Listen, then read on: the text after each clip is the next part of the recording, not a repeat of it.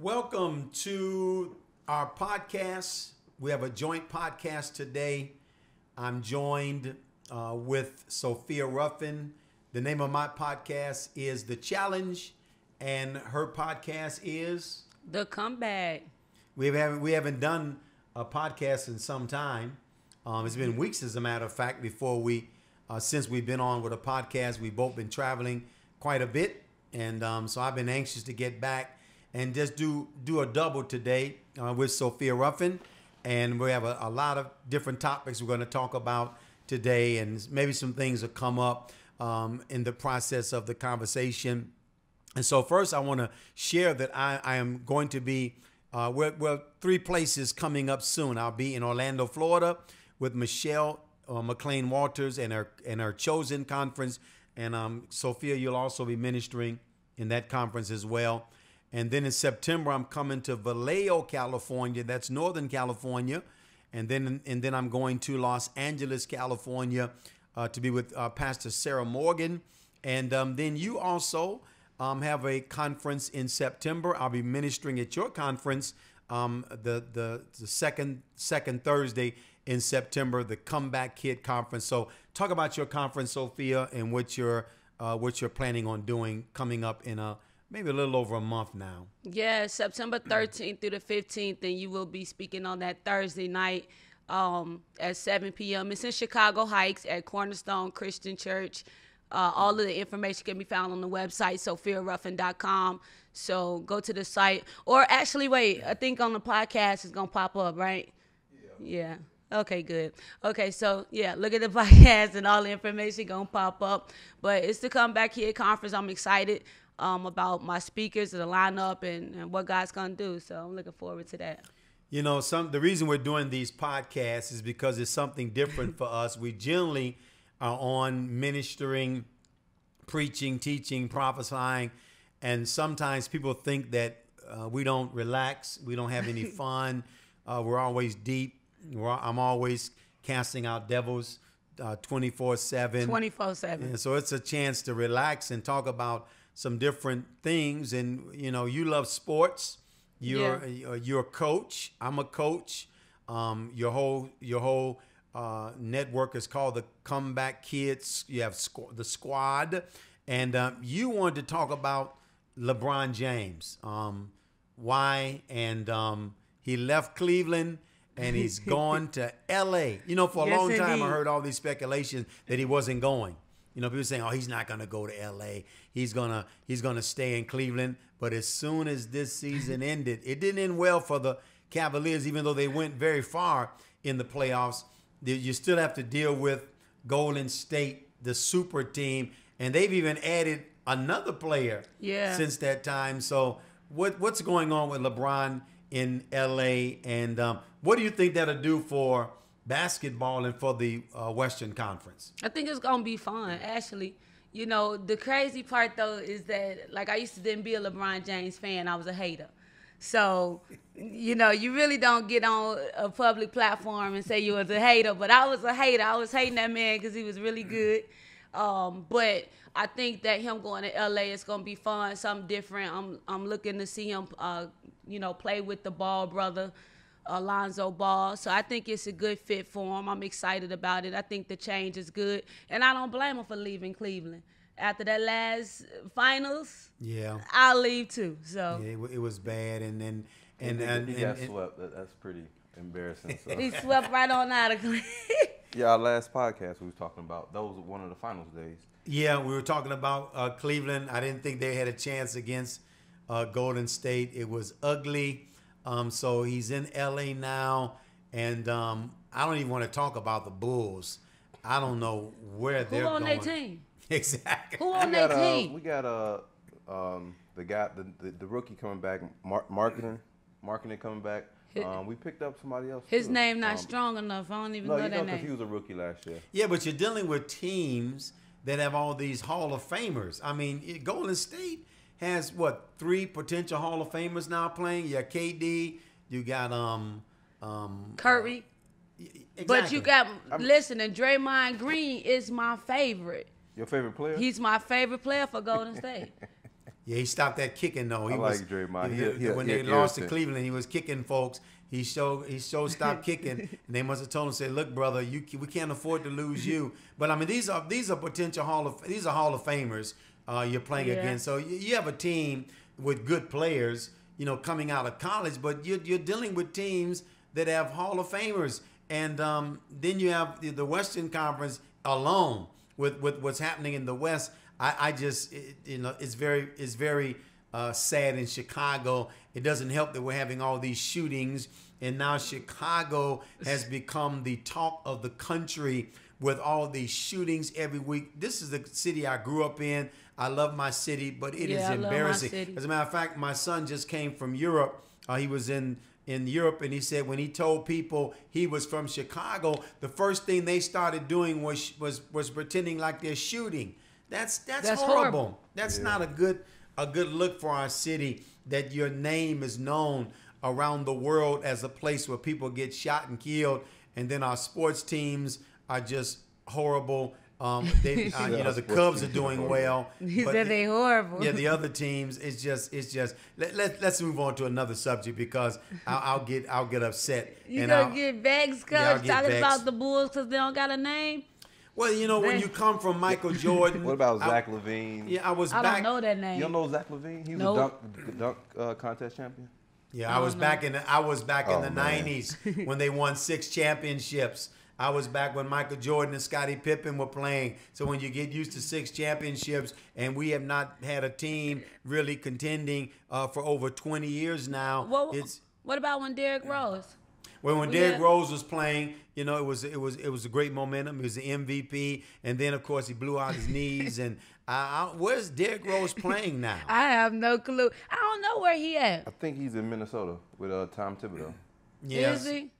Yeah, I think he got a 1-year contract. He a sad situation though. For real. And then you got to play for the Timberwolves. I mean, it's not like Timberwolves. No, Timberwolves got a nice young squad. They got a nice squad, but when the NBA wants to figure out who's going to the finals, there's certain teams they want. And the Timberwolves are not one of them. Not going. Okay, they want the Celtics, they want the Lakers, they want Golden State, maybe Houston. I mean, there's certain teams that they want in the finals, and you go through this whole season and you play all these games, and it really comes down to the playoffs. That's really all it's money. So, that the sports. But Sophia, you love sports. You follow basketball. You're a former basketball player. So, this is your subject. And when's the last time you've been to a game? I went actually to the Bulls game this past season, and it was halftime, and I was ready to go. But I did like the fact that we was in this one, private spot. Yeah, the Harris Club, eating and all that. And I was like, bored with the game because I didn't know nobody. And it was horrible. Then I went to watch Houston because they were playing against Houston. So I was looking at Chris Paul and watching them play. But other than that, that's it. Well, maybe you ought to fly out to a game, like fly out to L.A. and watch, because all you do is fly out to preach. That's what we do. We always flying somewhere to preach. And when you go preach, people say, well, you guys, I love to have what you're doing, preaching around, and it's great ministering. I love preaching around the country. But sometimes you go to all these nice places, you really don't have time to go out and enjoy the city, because all you're doing is really preaching and going back to the hotel and going back to the conference or whatever, preaching. You really don't have a time to enjoy the city. So it would be good to sometimes, you get on a plane and fly out to LA and watch LeBron, or fly somewhere else and watch one of the. I was thinking about doing this year, Jonathan. I was thinking about flying to Philadelphia just to watch the Eagles play. Really? Yeah, because I want to be around the crazy Eagle fans. There's no other fans like the Philadelphia Eagles fans, because they told me that it was so bad at the Philadelphia Eagles stadium sometime. They actually had a jail in the stadium. A jail in the stadium? Where they would arrest people and lock them up and put them. That's how intense the Eagles fans are. Well, you picked the wrong year this time, because they just won a championship. That's why I want to go. It's going to be more expensive. It's going to be crazier. I sat in a Bears game, though, in front of like a group of Eagles fans, and of course they was tame because it was all of us surrounding them. But I wouldn't mind going to Philly. I like going to visiting stadiums. Let's go to Green Bay. No. I will not go to Green Bay. That's Not one place Green Bay. you'll never have to worry about me going is to see the Packers in Green Bay. No. Why No. not the Packers? Anywhere, but no. You know, Chicago Bear fans in Green Bay, no. Plus, it's in Green Bay. That's why it'd be so fun, though. I got a friend who a Packers fan. And he always invite me. I never been, but that is my arch enemy. Now you did when I went to see an Eagles game. That was in Chicago when Donovan McNabb was the quarterback. I went and saw the game, and the Bears beat the Eagles. Yeah, I don't know game. nothing about football. But I would love to go see the Eagles in Philadelphia, just to be around these fans, because they harass people. It's really something to behold. You want to go get harassed? Sophia, what's been on your mind lately, or what have you been doing that's interesting lately? And what we have some things we're going to talk about. We want to talk about coaching. Yeah. How has your experience been with coaching? You're now coaching a lot of believers around the country. What have you learned since you've taken on this whole CBK squad? CBK squad. Say it like that, Coach. CBK squad. Why you gotta make that face? You gotta make the face when you do it. You do. It's been phenomenal. You know, one of the things though is in ministry and stuff, sometimes you hear the cliche of like spiritual father, that's my daddy, you know, and all of that. You hear that, and it's just been so ran in the ground, and a lack of honor and stuff that I've witnessed over the years. And so I've always had this approach of because I still say I'm an athlete. Lord knows I'm out of shape, but like the mentality of being coachable, like coaching, that whole mentality to me, bringing that over to the kingdom has helped me understand that in order to coach and in order to, you know, impart into others and train others, you have to be coachable. And it's a principle to it. You have to be open to learn. You have to be teachable, engaged, paying attention. And a lot of times, even with me coaching, I like the fact that you are able to see players or see people progress without you being in their presence all the time. Like, one thing about coaches that I learned is that coaches like to see what you could do. What are you doing when the coach's eyes not on you all the time? How are you learning? How are you growing? How are you taking from what they've taught you and you doing it and applying it? And so I've taken that mentality into the kingdom, and it's helping me help other people with writing, with like, you know, being authentic, being original. And a lot is because I'm coachable and I learn from you. I tell people all the time, like, it's not that, like, you can really receive teaching and impartation and stuff off of just videos, you know, books, just regular conversation. And so it just kind of like coaching can unlock some things in a person and help them develop and be great. And so I've taken that mentality, and it's helping. You know, one of the things I've learned in pastoring is that there's certain people that come from different backgrounds. Now, you come from a sports background, you are on a team, you know the importance of having a coach. I think that really helps you as you come into the kingdom. Other people I've learned that people who come out of the military, when they come out of the military, I've pastored people that come out of the military, they understand authority, they respect authority, they know how to be submitted, because some people, when they come from a background where there was no discipline, it's sometimes very difficult to train them and pastor them because they have no discipline. They don't come out of a background where they've been disciplined, whether it's military, whether it's sports. Those backgrounds teach you discipline, and it's very easy to come into the kingdom and really submit to authority and discipline yourself. But there are people that come out of backgrounds where they've had no coaching, no discipline, no honor, no respect for authority. They don't understand the importance of authority, and it's very difficult sometimes for them to submit to proper authority. But your background of sports really helps you, I believe, to understand authority, understand discipline, that you just don't get anywhere in life without discipline. Yes. Without order, without sacrifice, Yeah. without going through some training. That's spiritual as well. You don't get it by not pushing yourself. You know, when you're in sports, you have to push yourself, even when you're tired. You know, I think about, Yes. you know, you talk about LeBron James, and of course, always the comparison between LeBron and Michael Jordan. But, you know, the famous game of Michael Jordan was the flu game. Yeah. When he played sick. That and he's being helped off the court by Scottie Pippen. That shows you how you can press through Yes. sickness, tiredness, weariness.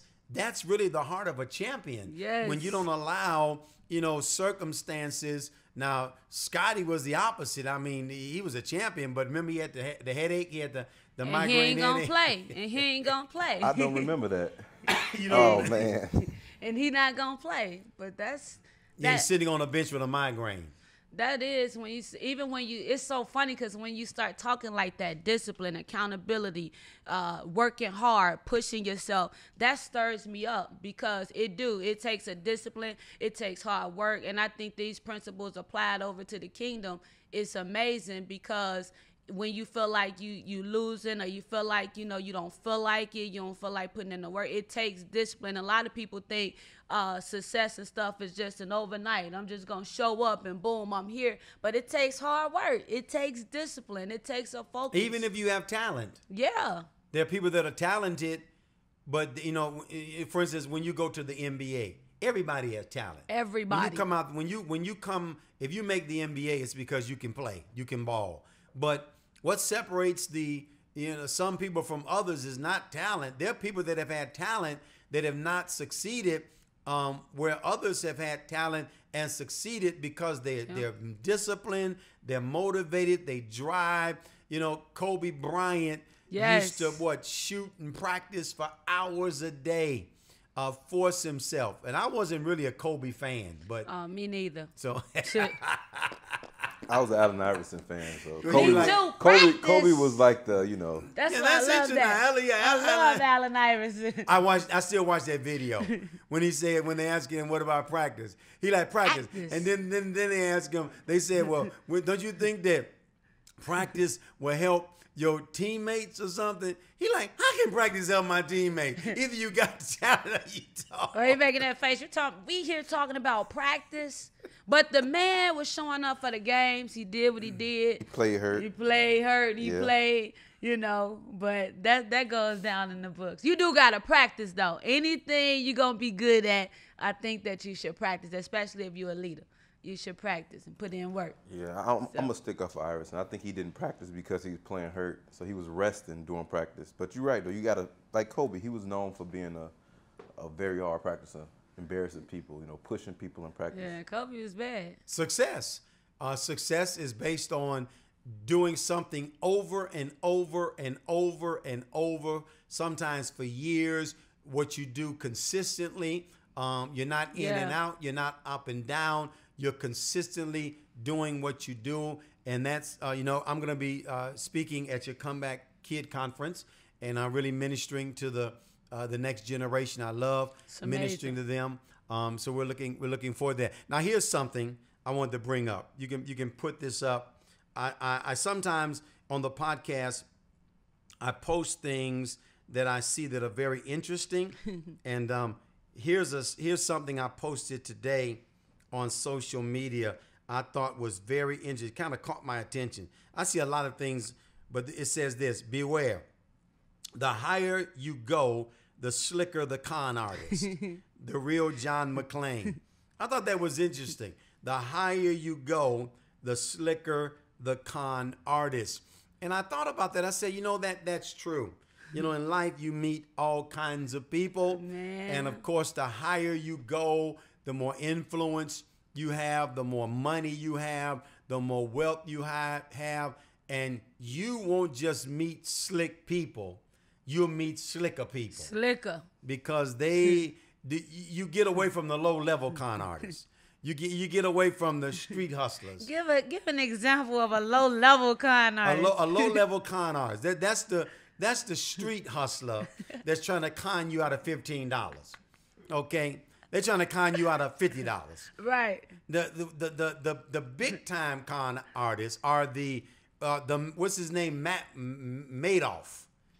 Remember Madoff? Oh, the pyramid scheme. Yeah, he conned people out of, was it over $1 billion? I think it was millions, Wow. but it was a lot. It was the biggest in history. And his name was Madoff, which means he made off. His name was Madoff. But he in jail now. He conned the richest people. Had was a hedge fund or investment fund. Oh, and wow. You had people invest millions. Wall Street bankers, millionaires. And it was a pyramid scheme. He pretended he was investing their money, and all the investments were phony. So he was sending them out these reports of all these high interest they were making, Wow. sometimes 20% a year. And people are thinking they're making all this money. And then the key was that when people cashed out, he had enough money coming in that he would cash some of them out to keep it going. But eventually it fell apart, and he ended up in prison, and people lost millions of dollars. Wow. Because, again, the higher you go, the slicker the con artist. Now, I thought about this when I read that. And since we're talking about sports. Them jokers slick. Yeah, in sports, sometimes sports figures, when they may start making millions of dollars, they get involved in bad investments. Yeah. There was a movie. Made years ago. Jonathan, maybe you can help me. I think it was a Spike Lee movie with the basketball player. His name was Jesus. Oh, He Got Game with Ray Allen. Yeah, He Got Game. Oh, yeah, He Got Game. Yeah, I know what you're talking about. Remember in the movie, his girlfriend was trying to connect him to a certain agent, and she was going with him, but she was going with the agent, and all these agents are coming at him because they know he's leaving high school. He getting ready to be a pro. And everybody's coming at him. All the Yeah. agents are coming. The guys giving them Rolex watches, and everybody's after you when you're coming out of college with that kind of And then of course his father was Denzel. Remember, he got let out of prison to recruit him to go to the school of the warden. So the whole movie's about everybody's trying to get with this I alley. need to go watch that again. It's a good movie. See, He Got Game. I ain't seen that in years, but you making it sound so currently good. Like you act like this movie present day. My God. Yeah, because you can learn a lot about the game. Like it was released today. It's a He Got Game. It's called He Got Game, but there's so many other folks running the game. See, this Come on. Yeah, and it's so much prophetic in that movie. As prophets, we get prophetic when we watch these I movies. promise I'm about to go home and watch that, like pull that up, because you just made that movie like out today, y'all. What is it? He Got Game. Can you put that picture up so they can see? Yeah, I put it up. Y'all go watch that movie. Coach done made that movie, brought an old movie back to life.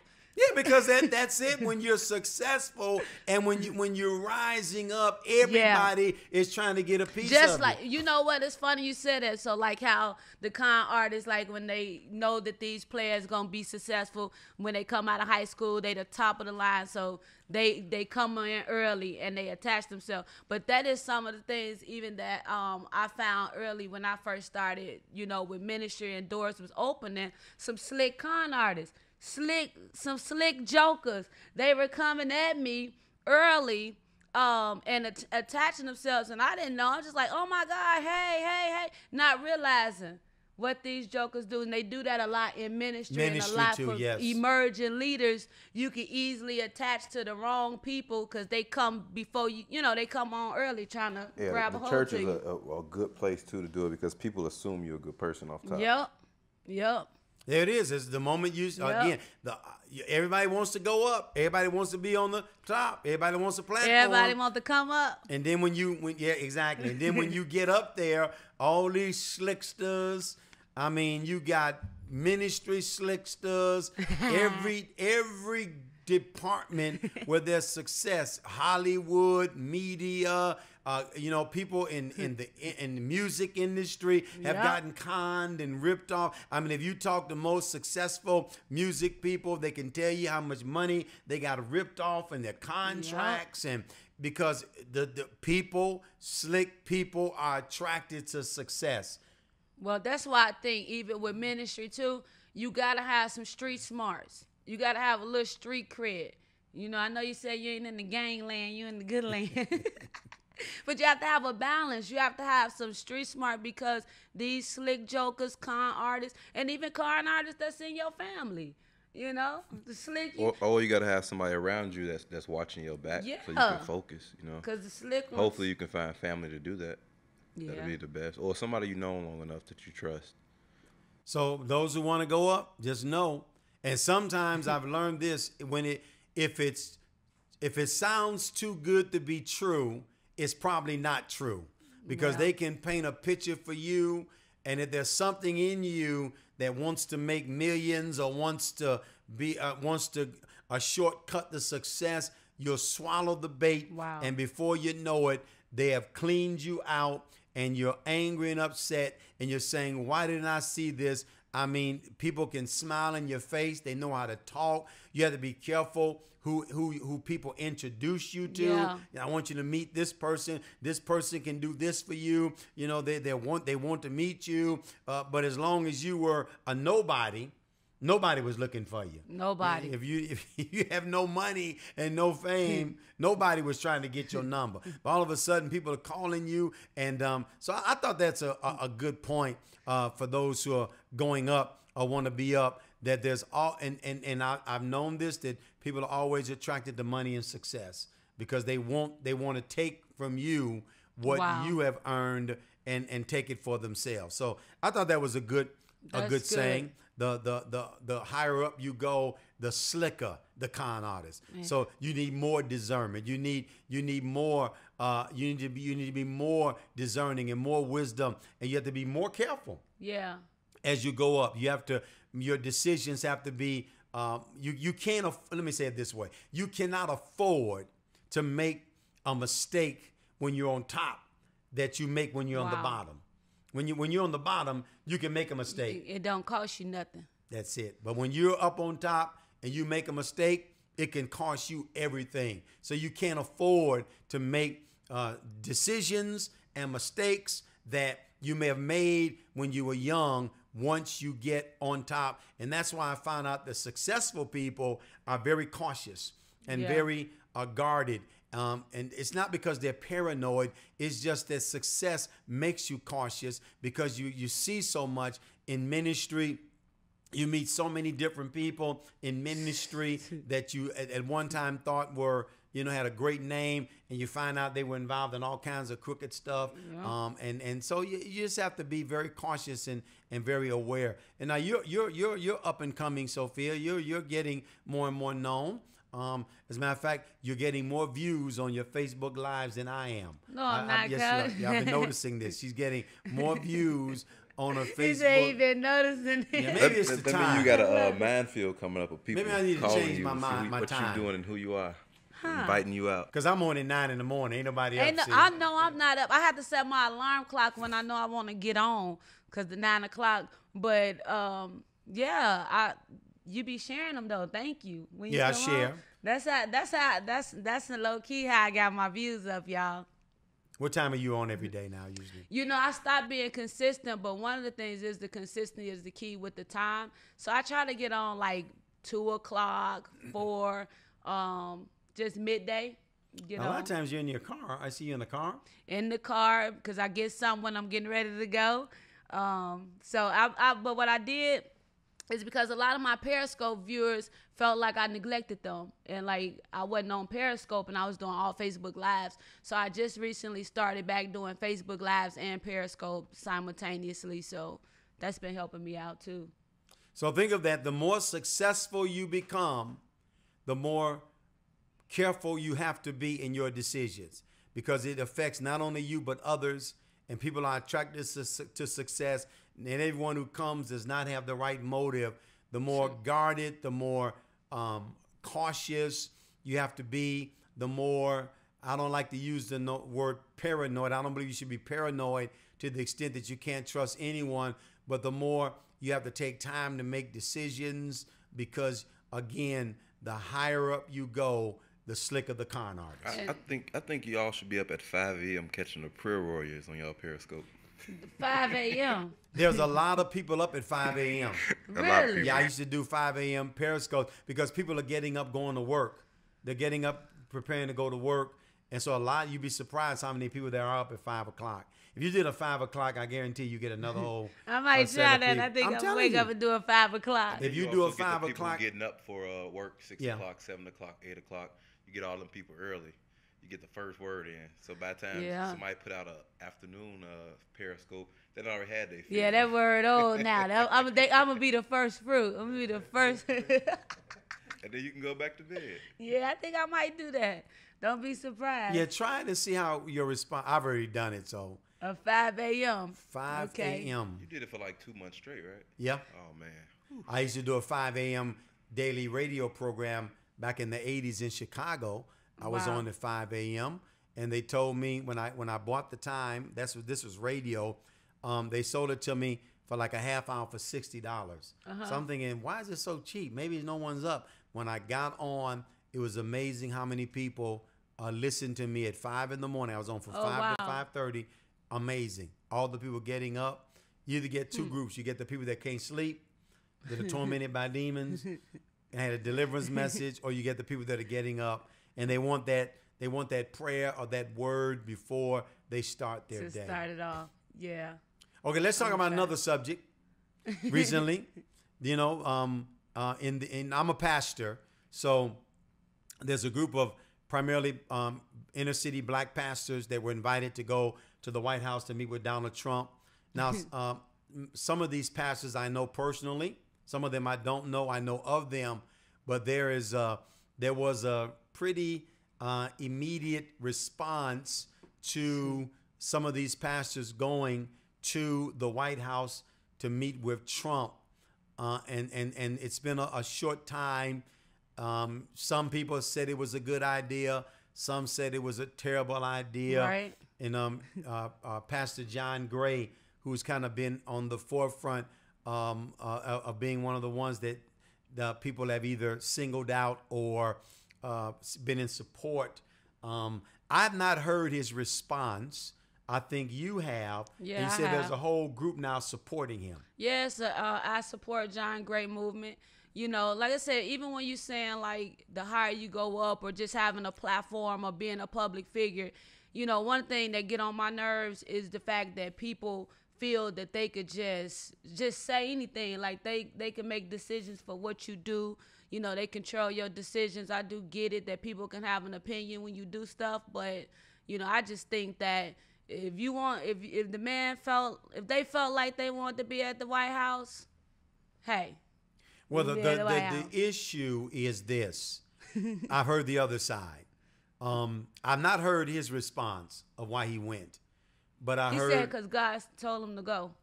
Okay, and then I heard Jamal Bryant's response. Jamal Bryant, his major concern was that if you're invited to the table, you should be able to say something.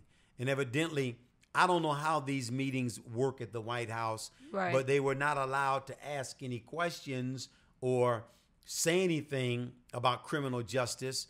And so his point was, if you're at a table, you're called at a table, are you called there to listen to what they're saying? Are you called there so they can tell you what they're doing? Do they want your impact? How much knowledge did these pastors have of even criminal justice? Because evidently it was about criminal justice. Were these pastors knowledgeable of this? Because right, I'm not that knowledgeable about criminal justice. You know, I'm a criminal justice major. Okay, that is right. Yeah. So if I was invited, she said I should go. Yeah, what kind you know, when it comes to the criminal justice system, I guess what the problem that we're having in our criminal justice system is a lot of people, especially from the African American community, are being incarcerated for long periods of time, sometime over minor offenses that are not as major as some nonviolent crimes. And so sometimes we feel like some have said that prison system is more of a financial, where they make money off the prisoners. And then, of course, when you go to prison and you come out, if you have a felony, then you can't get a job. Right. And so how can you even get incorporated back into society? Are you forced then to go back into a life of crime? So it becomes just a cycle of being a criminal. And these are some of the things that, you know, they want to discuss. But and I think I think some of the pastors, like John Gray, may have said that he was there to be informed. Right. Of the subject. And what he said also is when he was invited to the table to have the conversation or be a part of the conversation, sometimes when you're invited to these tables, it don't mean that you necessarily have to agree or align or mean that you're in alignment with the person. It's just an opportunity. You there to get information and all that type of stuff. So he was saying it wasn't that he agreed with everything about Trump, but he was invited to the table. And so that was what the big concern was, like you said, not being able to say anything and, the way the setup of the meeting went. But a lot of people were upset. Like they were angry. It's a huge backlash. And people was just going off and automatically saying, okay, you're a Trump supporter, you this, you that. So it got kind of ugly. But Pastor John Gray, he just said he felt God told him to go. And, so now it's quite a few people that saying they support John Gray and what he done. But there's a lot that are upset with him. A whole lot that's upset. That's the problem with politics, though. It's automatically two sides. So if you go, you can't. It's hard to solve a problem because they should really be talking about the criminal justice problem, but instead they're talking about him supporting Trump. Right. So like you can't win in politics. But the problem is again that they had no way of even it was told to them that they couldn't ask any questions. So they went around the table and kind of introduced themselves, and someone said, how great Trump is, and so was it a photo op? Exactly, that's the question. Is it a photo op? Is it just gather some black pastors together to get a photo op? When the meeting is over, what kind of input do you have? And is it worth going to a meeting where you have nothing to say? Is it worth the backlash against your name or ministry? That's my question. I don't know. Is it worth it? Like I said, you can't win. It's politics. So some people gonna be mad at you. Some people gonna like you. And the only thing people don't even wasn't really even talking about what was said. Like you said, people was looking at you were at the table with Trump. That's just people. People gonna feel like hey. I talked about this coming in Chicago. We have several pastors that supported a Republican for governor, or I'm not going to say support, evidently endorse a Republican for governor, and hundreds of people walked out of their church. These are inner city churches. They lost hundreds of members because they supported a governor who people felt was not concerned about the inner city. So is it worth your... So then you have other people that say, well, you can't worry about what people say and what they do. Stand up for the truth. Right. God will bless you, in spite. But is it really worth? Yeah, just leave it alone, because you're not going to find truth in politics, period. You're just going to find sides. Exactly. And then after that, you better off leaving the whole politics out of your church, period. Because it's all it's going to do keep is divide. It separate. And then it seemed like they singled out John Gray. He was sitting right next to Trump. They singled him out of all the pastors. I know the other pastors that were there. They singled him out as because John Gray is more visible now. He got the platform and he got the stage. No. I wonder if he thought after he did it, the kind of backlash he got. I can only imagine, because one of my friends prophesied over him, because I guess he needed a word of encouragement. Because my God, in this environment, politics has become so divisive until if and I'm not saying that Jamal Bryant's point was not right. I understand what I listened to his broadcast. I know Jamal Bryant as well, and he had a good point. What's the use of showing up at a meeting if you can't say anything? What input do you have? That's a major concern. So I don't know what was the purpose of the meeting. Was it a photo op? Are you just informing these leaders what you're doing? Can they ask questions? Can they dialogue? What's the whole purpose of the meeting? And is my showing up worth my getting the backlash from showing up when I really when I leave, I can lose a lot, and you guys are just going on with your politics when it's all over. That's the question. Simply, what did you expect, though? What did you expect, to go there and not get backlash? Because especially in today's political climate, it's not like people are trying to hear anything anybody's trying to say. They're just trying to point fingers and demonize. So I agree. I don't know if he could. I couldn't see anything good coming out of it unless he actually knew he was going there to have an impact. Now, I'm not saying this about John Gray because there were more there than him. No, I mean all the pastors. But could it be, I'm just throwing this out, could it be that some leaders are so thirsty just to be in the White House, that they can say, I went to the White House. That's a possibility. That I would go and sit down because I went to the White House. I met with the president. I mean, I know the temptations of leadership is that, it puts you on a different level. I went to the White House. But again, is it worth your losing influence and people turning against you? So I'm just wondering if some of those leaders were just thirsty because they got invited. They was thirsty. Thirsty, yes. Some say all publicity is good publicity. Well, I don't know if your viewers on this podcast gonna let you know if they was thirsty. Yeah, you can comment and let us know what you think. Ooh, they better light you up, but that was be nice, people. Like we said, it's it's just a podcast opinion. No, I mean, be nice about the pastors. Don't be thirsty. Don't be thirsty. I don't know if they were or not. I'm not saying. Now, if someone says God told them to go, I can't. Right. I can't argue with that. If you ask me if I'm gonna go to the White House and sit at the table with Trump, you want to know what I'm gonna say? What? Trump, let's tweet real quick. Let's tweet. No, I'm just playing. Calm down. I'm just saying. Yeah, you have to count the cost. You never know, though. You never know what you'll do in that situation. I don't think. I mean, some people go just because it's the president. Exactly. Some people think about how that's gonna look. Some people say my name's gonna be in the news, so no matter what, I'm gonna come out on top. I'm gonna be well known. And people gonna rally behind me. Some people not. People gonna come back around. People gonna forget and forgive. But John Gray's name is on the internet everywhere right now, right? He's one of the ones that got a lot of flack. Yeah, but I wonder. I was traveling in. I wonder if people would leave his ministry over that. If some people would leave his ministry, who are so not that many, maybe. Yeah, here in Carolina, South Carolina, got thousands of people in there. And it's like if you somewhere like in Chicago, in the inner city and stuff like that. Yeah, again, that happened in Chicago. Yeah, with these churches. people will leave you. It'll be visible because people, it's just a different type of environment, different atmosphere. I think. I don't know. I don't think it would be that much. And then he got a huge, like I said, he got a huge support, and some of the supports that are supporting him are people with, big platforms and influence and stuff like that to say why they support him.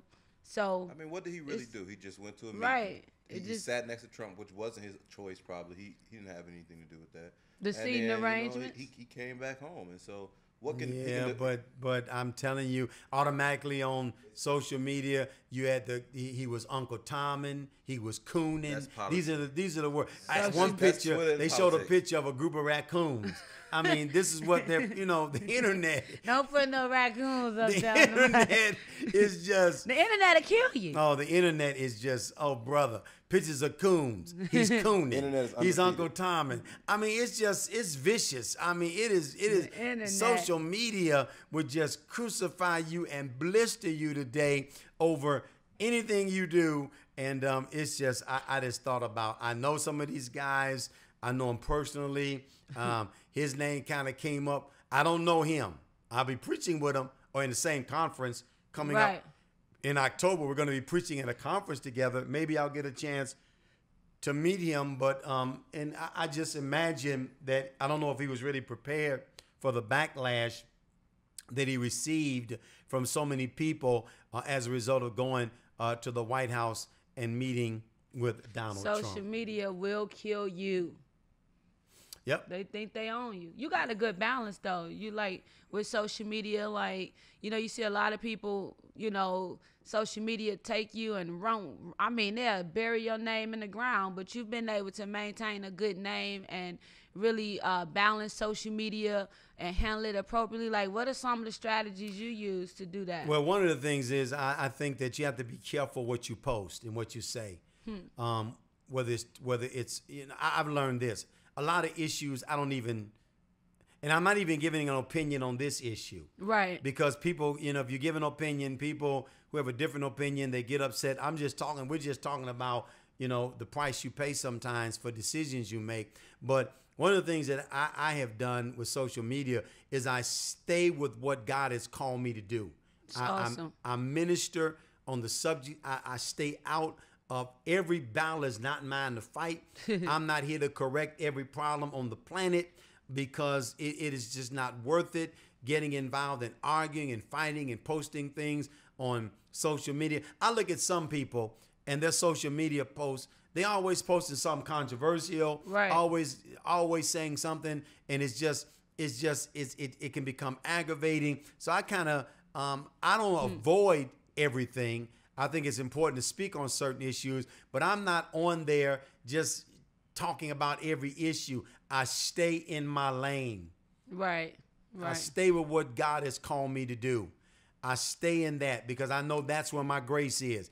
I am not called to do everything else. I'm not called to be everywhere and speak on every subject. People inbox me and tell me, what do you think about this? I'm like, I don't think anything about it. It's none of my business. It's just not my calling. It's not, I can give you my opinion, but I'm not called to, deal with every issue in society. Right. That's just not my calling and my burden. I mean, the major issue in Chicago now is all the violence, the gun violence, the shootings. And people say, well, what are you doing? Well, I'm doing what God called me to do in the city of Chicago. Right. I am not an activist, as some preachers are. That's just not my calling. I just don't have that grace. And so stay in your lane. It doesn't mean because you're not an activist that you're not active, and doing what God has called you to do. But it's just not my grace. It's not my lane. I've learned to stay in your lane. You can avoid a lot of problems. That's a good point. I like that you said that about that's not your lane. And just because that's not your lane don't mean that you're not doing anything about it because you're not up on the front line or every time something going on, you doing a live about it, and that's the thing. Some people's burden and they got a grace for it to be an activist and to talk about it. And you see that. And then because that's their grace and they got the grace to do it, it's like, ain't nobody doing nothing. I'm the only one. And then it really kind of, that kind of gets on my nerves when people got a grace or a burden. Well, that's your lane. If you grace to do it, then God will bless you in it. But to pull somebody out of something that they not called to do just to do it, you're going to be irritated and frustrated. I don't want to be walking on the damn round, and I don't like being hot, and so I'm not out there in the rally. I'm not walking, holding the all lives, Black Lives Matter. I'm not doing none of that. So people will be like, oh, you don't care or you ain't about it. No, if you want to be on the damn round, I-57, what they was on? Yeah, I-57, yeah. Rallying out there. I'm nowhere near it, but I'm enjoying watching it on your live. And it's not your grace. It's not my grace. If it's not your grace, you're not. I remember once I was preaching in the Solomon Islands, and they were having a war, and I didn't realize it. Jesus. And so I'm thinking about, what if I get arrested here and put in prison? Well, people say, well, Paul got arrested. Well, Paul wasn't married. I have a family, and I don't have the grace to be sitting up in prison writing letters from prison like Paul. I'm like, look, I need to get home. I'm married. I have a family. You don't want to write letters from the jail. It's not my grace. Exactly. I'll write, but it's not going to be from a prison. That's just not my grace. It's not my calling.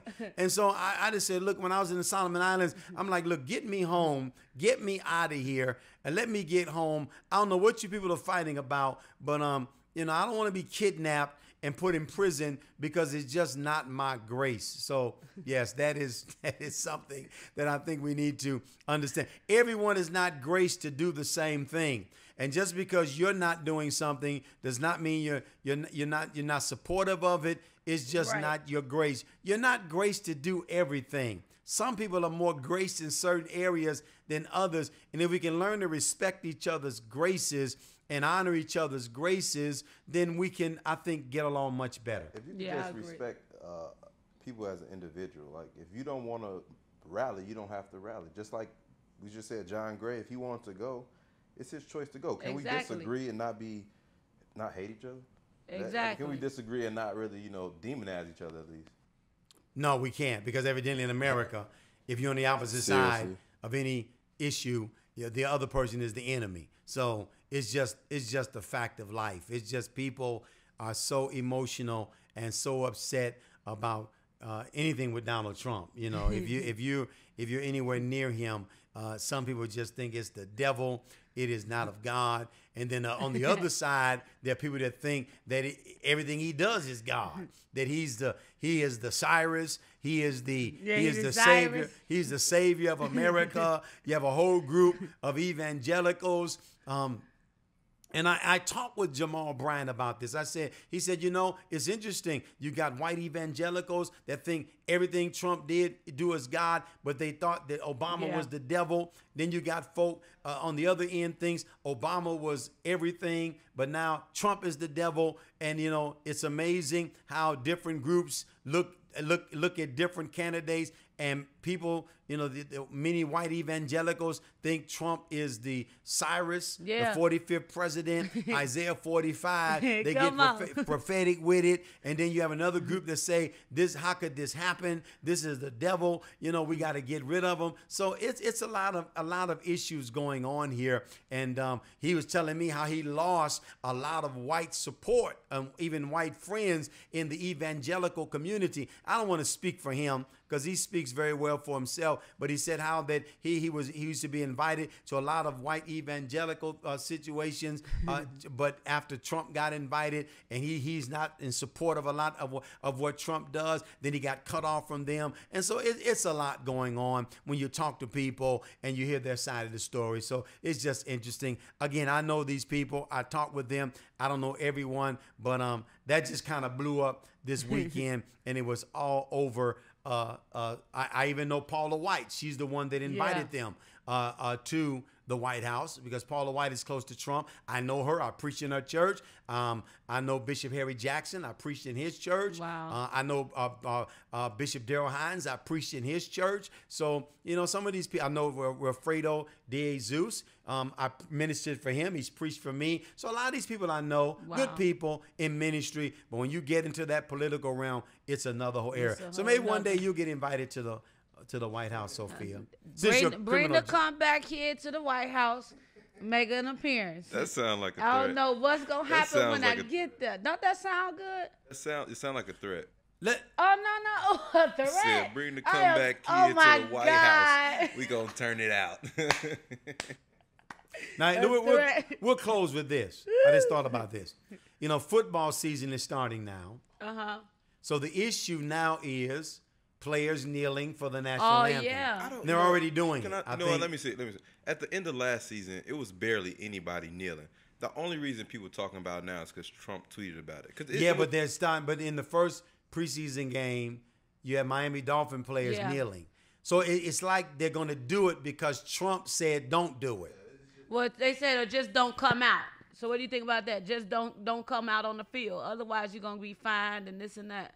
Like I said earlier, just stop trying to force what you think. If they wasn't still talking about them kneeling, they would have stopped kneeling a long time ago. If they really wanted them to stop. Instead, they start picking on them and talking about them, which made them fight. So do you think they're going to still kneel? I think maybe a few. I think most of it's going to be. Because now you're about to hit pockets.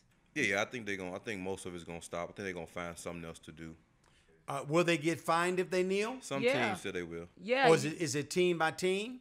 Yeah, some teams doing it. I think the NFL, they had a rule. I'm not sure if they settled on it or not. I think they're leaving it up to the teams now. Trump said fine them the first time, second time, kick them out. and that's why it's going to stay a hot button issue, because Trump know how to keep things going in the media. He going to keep talking about it. They going to nail. Some people don't care. You know, they might do other protests. I heard a lot of players say they're thinking about doing other stuff. But you know what gets me about this whole flag thing? I'm not, you know, what a player does is his business, kneeling. Right. But this is the whole problem I have with that, is that the people who talk about the flag are the same people that talk about freedom of speech.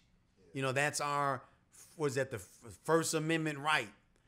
And yet, when someone exercises freedom of speech, then all of a sudden, the way you don't fire them and kick them out. Exactly. So how can you have both? How can you say, well, this flag represents the Constitution and freedom of speech, yet when someone exercising it, then you want to punish them? I don't know how that works. It seems to me, if you're such a patriot, that if someone does exercise freedom of speech and kneels or lifts their hands, you ought to say, well, I defend that person's right to do it. But now it looks like now they're disrespecting the troops. And some of these guys are saying we have nothing against the troops. We're talking about America and the way they treat. For instance, we have another shooting now in Nashville. Did you see this shooting? Oh, a black man running from the police, and the police shoot him in the back as he's running, and it's on videotape. And it wasn't the police videotape; it was a nearby videotape, and somebody released the videotape, and this guy is running full speed, and the police Nashville is right behind him. White police shoots him and kills him as he's running away. It doesn't look like he's turning, pointing. Right. No threat to the person's life. And then the police chief comes out and says, I wish they would not have released this tape because until we did the investigation. And this is the problem. People say, you guys are always ready to do some investigation because he said the whole story is not been told of what happened. But when you see the tape, ain't nothing else to be said. Exactly. It's like, don't believe what you see because we have some other info that's not on the tape. And so when people see this and they say, this is why I'm kneeling, because we're still seeing white cops shoot and kill black people who are running away from them in the back, then this is the problem. Well, I hate, what really vexes me is that they actually talking about the flag and the troops when that was never the point of it. When Kaepernick kneeled, he said, why? Actually, he was sitting there first, remember? And a veteran told him to kneel because that's what they did for fallen soldiers. So instead of just sitting on the bench, he just sit on the bench looking disrespectful. Right. He decided to kneel because the veteran told him to. And then they took that and said, now you're disrespecting the flag. And it was like, first of all, we're not talking about what he's kneeling for. And he could have kept sitting down, and that was kind of disrespectful, just sitting on the bench while everybody else was standing or doing. Right. At least the kneeling seems like you're trying to be reverent at the same time. It's not like they just walking around talking, doing an anthem or playing. That would be somewhat, I could see how that could really vex somebody. But they're not even talking about the real issue. Right, and more issues still going on. So the guy's name was they'll Daniel probably Hembrick. be kneeling. Daniel Hembrick was the guy in Nashville. Daniel Hembrick. Wow. Right. Yeah. When did that happen? This happened. Was it yesterday or the day? Yeah, this article I see was published on the 8th, August 8th. Yeah, it just happened. It happens so frequent. And Sometimes they have the video. You can see the video of him running. Running full speed ahead, and the police chasing him, and the police just shoots him in the back and kills him.